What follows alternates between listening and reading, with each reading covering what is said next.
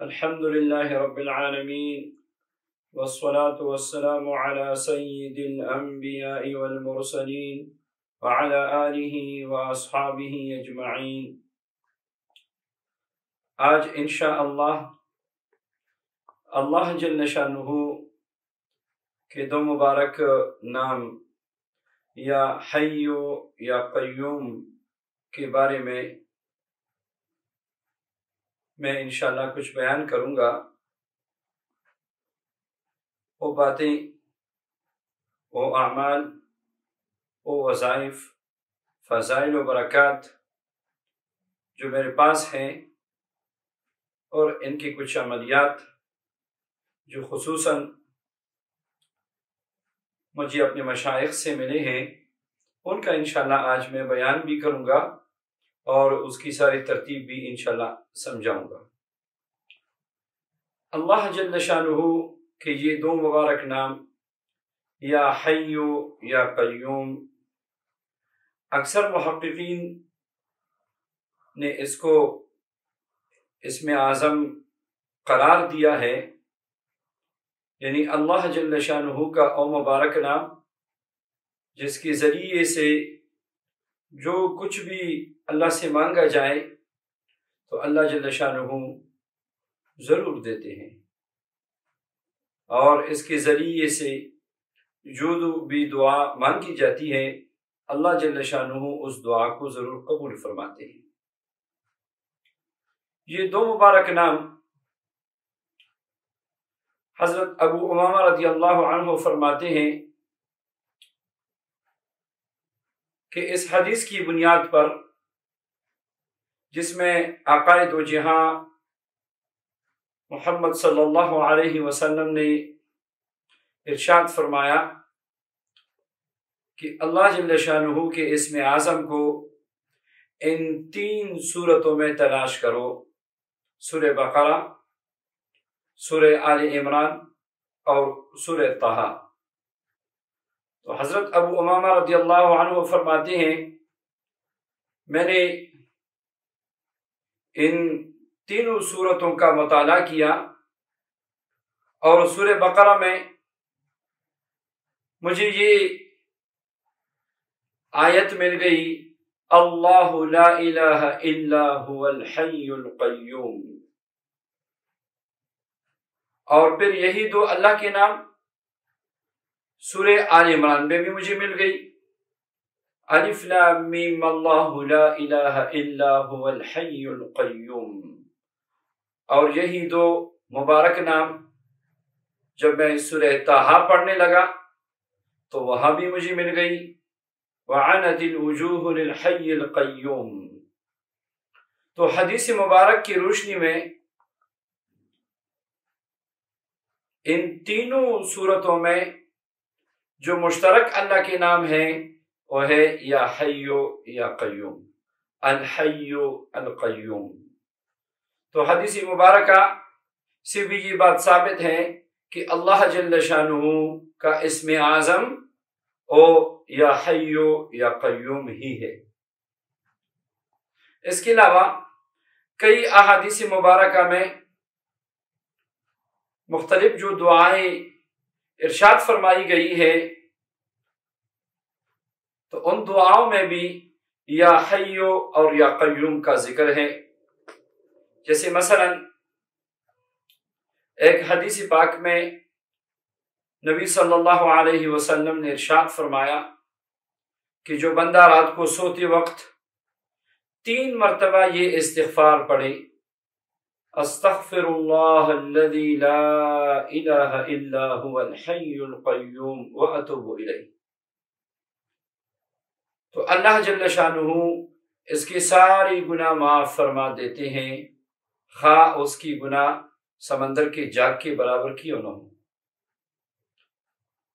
تو اس استغفار میں بھی الحی القیوم موجود ہے۔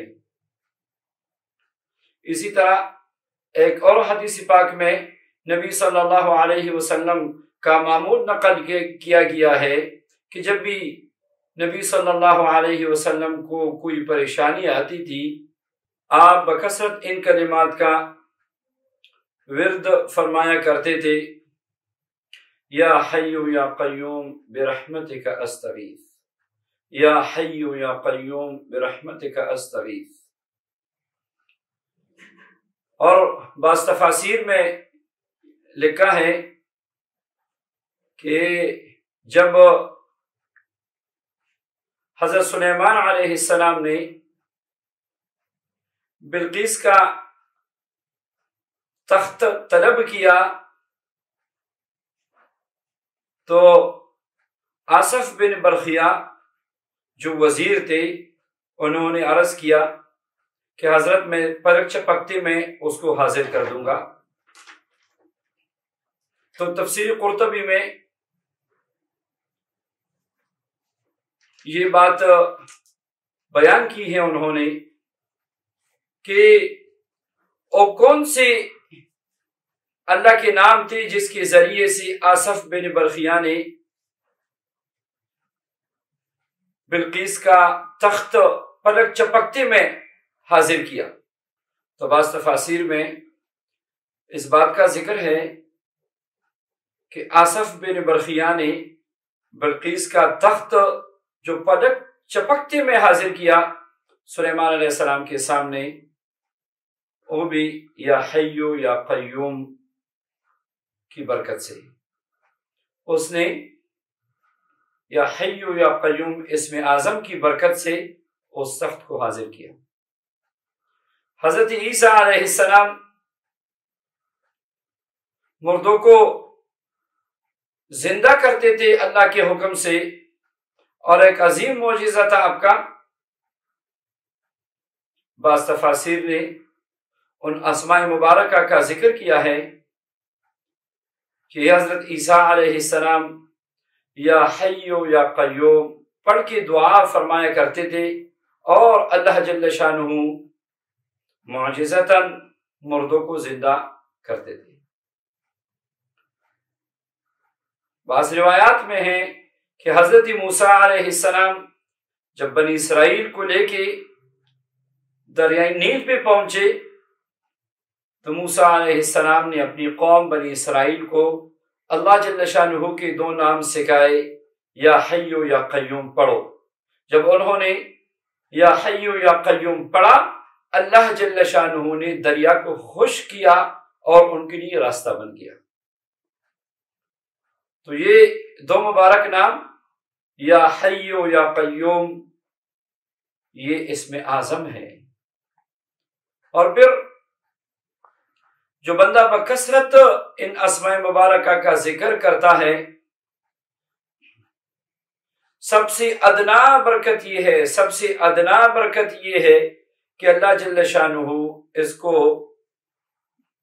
پریشانیوں سے بچاتے ہیں۔ دلوں پہ جو غم کے انبار ہوتے ہیں، تو جو بندہ یا حی یا قیوم کا ذکر شروع کرتا ہے وہ سارے غم ختم ہو جاتے ہیں۔ ایک اللہ والے نے نبی کریم صلی اللہ علیہ وسلم کی زیارت کی، تو نبی کریم صلی اللہ علیہ وسلم نے ان کو خواب میں یہ مبارک دعا ارشاد فرمائی، یا حی یا قیوم لا الہ الا انت، یا حی یا قیوم لا الہ الا انت۔ اب خواب میں ارشاد فرمایا کہ اس کو 40 مرتبہ پڑھا کرو، تمہارا دل مردہ نہیں ہوگا، اور کما قال علیہ الصلاۃ والسلام۔ بہرحال ان ساری روایات سے یہ بات روز روشن کی طرح واضح ہو گئی کہ یا حی یا قیوم کے پڑھنے میں بے انتہا برکات ہے، یہ دعاؤں کی قبول کرنے میں زبردست اس کی تاثیر ہے، حاجات کے براری میں ان اسماء مبارکہ کی زبردست تاثیر ہے۔ اب یا حی یا قیوم کے کچھ اعمال اور اس کے کچھ عملیات کا میں ذکر کرتا ہوں جو خصوصاً مجھے اپنے مشائخ سے ملے ہیں۔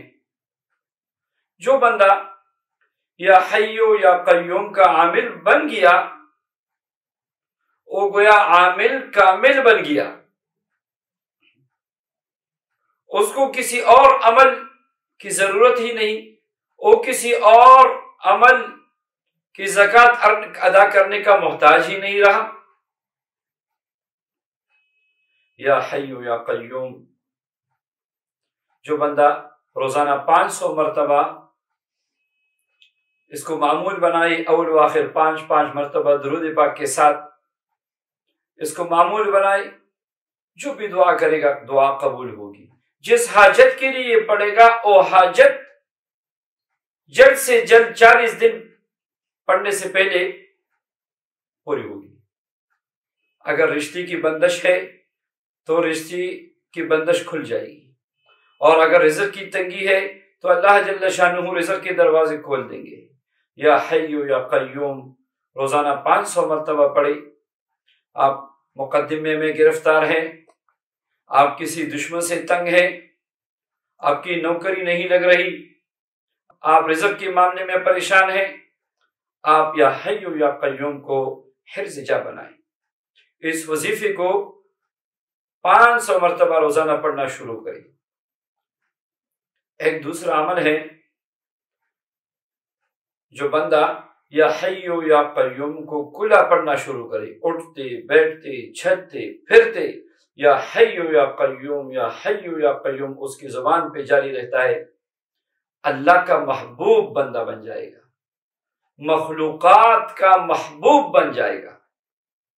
لوگوں کی نظروں میں اللہ جل شانہ ایسی عزت عطا فرمائیں گے کہ لوگ انگشت بدردا ہوں گے۔ یہ ایسی عزت اس کو کہاں سے ملی، کس عمل کی برکت سے ملی؟ اور جو یا حی یا قیوم کا عامل بننا چاہتا ہے تو میں صرف 2 طریقے آسان میں جو 2 طریقے ہیں بتاتا ہوں۔ ایک تو یہ ہے کہ یا حی یا قیوم چونکہ 2 اسماء مبارکہ ہیں تو اس لیے 1,25,000 1,25,000 تو 2,50,000 کی تعداد یہ 40 دن میں پورا کرے۔ 2,50,000 کی تعداد یہ 40 دن میں پورا کرے تو یہ اس کا عامل بن جاتا ہے۔ اور اس کا اگر عامل کامل بن جانا چاہتا ہے تاکہ انس اور جن اس کے مسخر ہو جائیں، اور صرف اس کے لیے نہیں اس کی اولاد کے لیے بھی رزق کے دروازے کھل جائیں۔ اور یاد رکھیے، ایسی رزق جو رزق حلال ہو، اور ایسا رزق جو عافیت والا ہو، اور ایسا رزق کہ آپ خود بھی کھائے، آپ مخلوق خدا کو بھی کھلائے، اس میں کمی نہ ہو، اور ایسا رزق جو عزت کے ساتھ ہو، اور آپ کے انس اور جن آپ کے شاگرد بن جائیں۔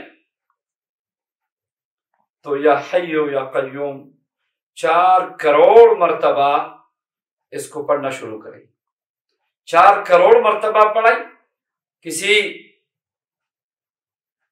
مرشد کامل کی اجازت سے پڑھیں، اور تقوی کے اہتمام کے ساتھ پڑھیں۔ میں اس بات پہ قسم اٹھا کے کہتا ہوں کہ آپ عملیات کی دنیا میں اس سے بہتر کوئی عمل نہیں پائیں گے۔ آپ عملیات کی دنیا میں کسی عمل کے محتاج نہیں ہوں گے۔ اللہ جل شانہ آپ کے ہاتھوں سے کرامات کا صدور فرمائیں گے، آپ کی زبان سے نکلی ہوئی ہر دعا درجے قبولیت پائے گی۔ یا حی یا قیوم اس کا 4 کروڑ کا عامل بننا، بلکہ عامل کامل بننا، اجازت کی بھی ضرورت ہے، اور کسی شیخ کی نظر کی بھی ضرورت ہے، اور تقوی کا اہتمام بھی ضروری ہے۔ اس کی برکت سے جتنی بھی عملیات ہیں، جتنی بھی عملیات کی کتابیں ہیں، آپ کسی کتاب کی محتاج نہیں ہوں گے، آپ کسی استاد کے محتاج نہیں ہوں گے، آپ کسی عمل کی محتاج نہیں ہوں گے۔ اللہ جل شانہ علم و حکمت کے دروازے آپ پہ کھول دیں گے. آپ کو بیداری میں، نیند میں عجائبات کا مشاہدہ ہوگا. آپ اولیاء و صلحاء میں شامل ہو جائیں گے، اور اللہ جل شانہ کی بھی انتہا جتنا آپ تقوی کے ساتھ پڑھیں گے، اہتمام کے ساتھ پڑھیں گے، یقین توجہ کے ساتھ پڑھیں گے، انشاءاللہ جو میں برکات میں بیان کر رہا ہوں یہ 100 میں سے 1% بھی نہیں ہے.